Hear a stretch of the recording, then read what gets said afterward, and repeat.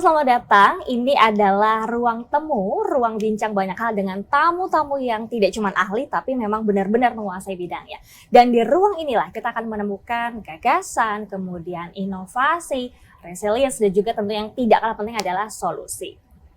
Dan kali ini sudah hadir bersama saya di sini ada Mbak Margarita Tan, Chief Growth Officer Cakap. Nah, halo, apa kabarnya Mbak Marga? Sehat ya? Jihan ya, sehat. Semoga kamu juga sehat. Sehat terus, semangat pokoknya buat hari ini ya. Oke, kemudian tadi ada Mbak Marga, di sampingnya sudah ada Bapak Arya Setia Dharma, CEO Prasetya Dwi Dharma. Halo juga. Selamat siang, Mbak Jihan. Selamat siang. Semangat juga hari ini. Semangat juga. Semangat banget ya, luar biasa. Baik, dan pemirsa dalam episode ini kita akan membincangkan seputar Business Educational Technology atau EdTech yang menjadi tren selama beberapa tahun terakhir. Saya pertama akan langsung saja ke Mbak Marga nih ya, untuk bisa menceritakan, menjelaskan soal latar belakang kenapa kemudian Mbak Marga dan juga teman-teman di Cakap ini akhirnya terjun ke bisnis EdTech. Kira-kira apa sebabnya? Oke, nah mungkin nanti Pak Arya mau nambahin boleh ya? Boleh dong, boleh. Ya, nah jadi sebenarnya itu bermula dari ide yang sederhana aja sih. Itu pengalaman our co-founder. Jadi Cakap sendiri itu co-foundernya ada 2 orang, yaitu Tommy dan Johan. Nah, di sana mereka tuh punya pengalaman waktu masih muda lah ya. Walaupun sekarang masih muda juga. Jadi mereka itu ada melanjutkan studi lah ke China. Lalu di sana mereka kaget juga ya, belum ada pengalaman belajar bahasa Mandarin. Sampai di China itu actually punya kesulitan untuk bisa ngobrol langsung. Tapi karena di sana itu memang dipaksakan untuk berbicara langsung dengan quality speaker lah ya, native kan ya di sana. Jadi mempercepat juga kemampuan mereka. Nah, di situ memberikan ilham ke mereka juga ya, dimana bahwa bahasa itu atau mungkin tadinya idenya bahasa kan ya, itu sebenarnya asal ketemu dengan pengajar atau orang yang bisa mensupport day-to-day-nya, itu baik secara online atau lewat face to face, itu bisa terjadi atau yang belajar akan terimbas lebih cepat lah untuk memahaminya. Nah, dari ide yang kecil itu dibuatlah startup Cakap ya. Memang formally namanya bukan Cakap, kita memang sudah mulai dari 2016. Lalu di sana berkembang dan melihat ternyata marketnya malah ada nih gitu, dimana kita melihat accessibility untuk belajar itu masih belum terlalu menyeluruh, padahal pengguna internet itu banyak gitu ya, sudah hampir 80% di Indonesia. Di Indonesia? Iya, jadi dalam artian potensinya besar lah untuk orang-orang yang seenggaknya hanya dengan internet bisa mengakses quality of education ya, dan juga pengajar yang berkualitas. Utamanya ya dengan platform yang dibuat ini. Oke, itu salah satu perhatian kita juga ya, bahwa untuk pemerataan pendidikan tadi untuk bisa mempercepat proses pembelajaran salah satunya Cakap menjadi solusinya, bukan begitu? Benar. Betul ya? Ya. Betul. Oke, nah mungkin boleh dijelaskan juga nih Mbak Marga soal performa bisnis EdTech Cakap sendiri selama 1 tahun terakhir, perkembangannya itu seperti apa sih sebetulnya? Oke. Wah, yang ini juga thanks to Pak Arya nih, yang selalu mensupport kita, tidak ada hentinya dari awal bisnis berjalan ya. Kami mulai bisnis itu memang dari 2016. Hingga saat ini Cakap sudah berdiri. Beberapa tahun terakhir itu sebenarnya ya of course every business pasti ada ups and downs. Tapi thank God juga kita mengalami, kita bisa bilang EBITDA positif. Dalam artian unit ekonomi bisnis kami itu cukup baik, sehat gitu ya. Jadi so far kalau bisa dibilang of course itu disupport oleh banyak sekali pihak gitu. Oke, salah satunya adalah ya di sebelah Mbak Marga. Iya. Oke, nanti saya akan tanya-tanya juga ke Pak Arya, tapi masih ke Mbak Marga lebih dahulu, mungkin boleh disampaikan juga soal sumber pemasukan utama Cakap selama 2022. Kalau tadi sebenarnya dari 2016 sudah ada ya sampai sekarang, tapi di 2022 sendiri nih perkembangannya seperti apa? Oke, di 2022 ini of course karena sudah melewati masa pandemi ya, dan sudah almost mengalami penurunan, itu mulai ada perubahan behavior juga kan gitu. Dimana orang-orang yang tadinya nggak biasa online, melakukan semuanya online, lalu dipaksakan menjadi online, lalu sekarang udah mengalami penurunan, tapi sebenarnya behaviornya masih ada. Oh, jadi Dalam belum artian- berubah drastis lah ya. Iya, dalam artian sebenarnya orang mulai menyesuaikan diri, bahkan membalance out ya, mungkin correct me juga Pak Arya. Online dan offline itu dua hal yang sebenarnya sudah part of our life gitu ya. Jadi lebih ke membalancekan, menyesuaikan lebih nyamannya yang mana partnya lebih banyak online, mana partnya yang lebih banyak offline gitu sih. Oke, baik. Nah, kalau bicara soal demografis mungkin ya, Mbak Marga, pertumbuhan siswa cakap yang signifikan itu biasanya ada di daerah mana? Terus secara rentang usia itu di kisaran berapa kali ya? Itu gimana? Datanya sesuai data yang Cakap punya. Berdasarkan data dari our students, memang lebih banyak demand produk kami itu di productive age. Range-nya itu dari 20 sampai 39 tahun. Dalam artian, peak-nya itu ada di first jobber dan juga anak-anak university. Menarik ya. Jadi kan yang 20-an sampai 24 itu sebenarnya peak year-nya students kami. Gitu. Oke, secara daerah itu Kalau secara daerah, sebenarnya ini menarik juga sih. Kalau ngomongin aksesibilitas kan udah lumayan luas ya. Tapi memang awareness orang untuk memanfaatkan internet untuk belajar itu memang masih ada challenges lah gitu. Tapi kita bisa bilang Jabodetabek itu memang sudah mengungguli lah ya. Utamanya malah Jakarta gitu ya, anak-anak yang tinggal di kota metropolitan ini. Tapi kita juga melihat ada perkembangan nih di Sumatera utamanya seperti Medan, Lampung, Jambi itu juga udah mulai mengalami perkembangan. Nah, Jawa sendiri itu ada Solo yang kita juga unexpected ternyata wah menarik ya gitu ya, di luar kota-kota Jawa yang memang juga cukup besar seperti Surabaya gitu ya, itu juga ternyata ada Solo nih yang ada rising lah gitu based on our students data. Oke, nah pertanyaan kemudian adalah kalau tadi menarik ya datanya bahwa di luar Jabodetabek atau di luar Jakarta banyak juga yang sedang bertumbuh. Mungkin udah ketemu belum kira-kira apa sih sebabnya mereka kok jadi tadi rising gitu?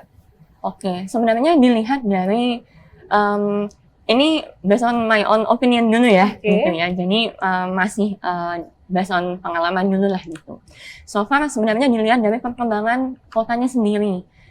Jadi kita juga bukan bilang Cakap hanya sendiri datang ke sana untuk melakukan aktivasi di sana lalu bisa memberikan impact langsung, dampak langsung. Tapi kita juga melihat dari kotanya sendiri. Kota Solo ini lumayan sangat berkembang gitu ya, mulai membuka diri untuk beberapa tempat wisatanya gitu ya. Jadi kita melihat ada impact di sana juga karena orang-orang yang minat kepada platform kami itu lebih banyak adalah orang-orang yang ingin mengembangkan diri untuk pengembangan karir. Jadi kalau misalnya ngomongin tentang traveling atau ngomongin tentang UMKM, sebenarnya itu sangat relevan bahwa kalau kotanya berkembang, ekonominya positif, artinya orang-orang di dalamnya lumayan kompetitif dan ingin sekali berkembang kan, dan mau belajar. Oke, luar biasa banget. Atau salah satu faktor penyebabnya mungkin karena Solo juga salah satu kota yang punya banyak pelajar gitu kali ya, Mbak Marga? Solo ada pengaruhnya nggak? Solo nggak jauh dari Jogja sih ya, mungkin bisa saja berkembang dari sana. Cuman ya of course itu harus based on data. Saya kan belum bisa dengan valid mengatakannya gitu sih. Baik, thank you Mbak Marga. Saya akan geser ke Pak Arya terlebih dahulu. Mungkin boleh dijelaskan juga soal bagaimana Capital Ventures ini melihat bisnis edtech. Apakah memang sejauh masih menarik untuk teman-teman investor bisa terus mendukung ya tadi kan kata-katanya Mbak Marga seperti itu, gimana? Ya kalau kita sebagai investor selalu melihat sebuah bisnis itu harus ada path to profitability ya. Jadi emang startup itu kadang-kadang cenderung orang melihatnya bahwa bisnis bakar uang, ya kan. Tapi bahwa banyak bisnis seperti Cakap itu yang punya visi cukup menarik, kedepannya itu mau seperti apa. Mereka mengerti problemnya apa, mereka tahu mau kemana dengan membawa solusinya mereka. Jadi kalau misalnya ada startup yang datang dan bilang cukup clear arahnya kemana dan bagaimana bisa mereka menjadi perusahaan yang profitable, karena kan kita bukan yayasan ya.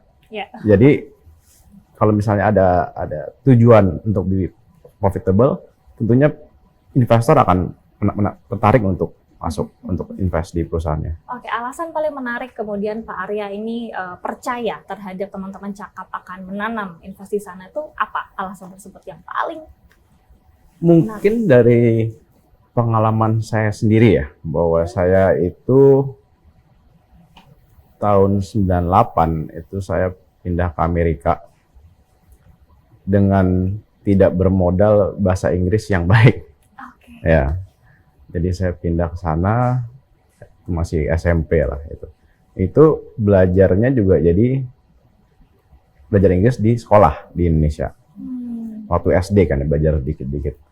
Tapi kan pengalaman itu jadi ya udah cuma jadi belajar di sekolah seadanya aja. Dan nggak pernah ada latihan dengan native speaker. Ya, jadi begitu nyampe ke Amerika, jadi challenge bahwa kita nih orang yang nggak biasa ngobrol, tapi harus belajar, harus dengerin lecture-nya itu dalam bahasa Inggris. Learning by doing. Iya, jadi kita nggak ngerti kadang-kadang apa yang diajarin sama gurunya dan lain-lain. Sampai saya waktu dulu masih tape recorder, masih tape recorder kaset gitu. Saya bawa ke kelas, jadi guru yang ngajar saya rekam dulu, nanti pulang baru saya dengerin lagi. Itu mungkin background story bahwa how important language is gitu. Untuk kita bisa belajar hal baru karena pelajaran dalam bahasa Inggris, dan apa yang kita bisa pelajarin dari culture orang lain juga. Ya. Jadi waktu ketemu Cakap, waktu dulu namanya School Line. Oh, waktu Waktu di awalnya. 2016 itu. Iya. Awalnya juga masih bahasa Mandarin. Ah, Ya. oke. Karena tadi dari pain point-nya Tommy sama Johan yang ke China untuk belajar. Jadi kenapa sampai orang zaman dulu, zaman 10, bukan zaman dulu ya, zaman 10 tahun lalu gitu, kalau mau belajar bahasa dan mau lancar, itu banyak kan belajarnya ke China. Sekolah 6 bulan, cuma sekolah bahasa aja.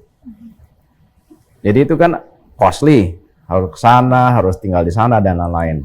Jadi waktu Tommy dan Johan bilang ini kita pakai kerjasama dengan native speaker di China untuk ngajarin student di Indonesia. Itu membuat saya juga tertarik bahwa oh ini masuk akal lah, karena satu belajar dengan orang yang memang native speaker, jadi logatnya itu logat sana gitu kan.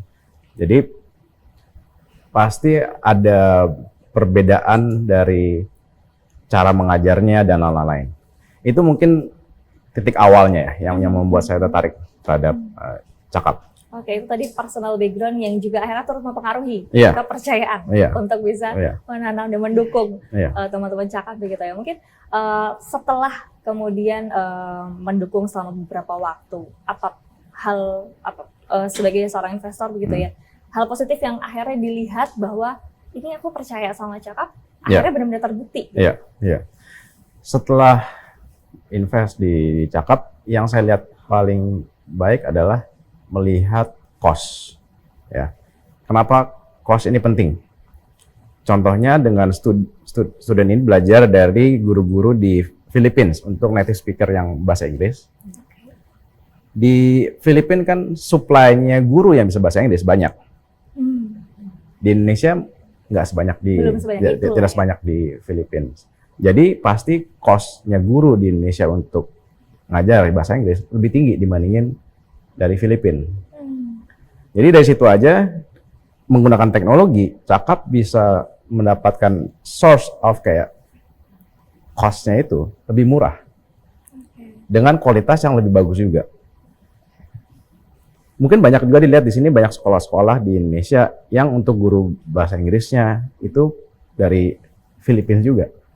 Tapi kan mereka datang ke sini, tinggal di sini, Ya. dan lain-lain, ada cost-nya juga, Cost tambahan. cost of living. Jadi kita bisa mendapatkan cost yang lebih murah dengan guru di Filipina langsung. Menggunakan teknologi tentunya kan. Menggunakan teknologi. Ini memang kita harus menyesuaikan dan beradaptasi dengan teknologi. Salah Iya. satu hal yang bisa kita manfaatkan adalah belajar dengan teknologi itu sendiri ya. Iya. Oke, Pak Arya dan juga Mbak Marga, kita akan kembali diskusi nanti di segmen selanjutnya. Pemirsa jangan kemana-mana, kita akan segera kembali usai jeda berikut ini. Paraphrasing orgas, the ability to convey ideas with much greater clarity. Kecil-kecil so bule. and we don't know the market yet. Nyasar, Mas. Portfolio diversification is the key. Bisa Inggris. Take a deep breath and push. Empas, empus, pasti lulusan luar. Eits, mereka itu belajar Inggris 2 arah pakai cakap. Tuh bisa chat, Wow. bisa private, Oh. atau ramean. Lah, lo sekeluarga. Siapa cakap, dia dapat. Cakap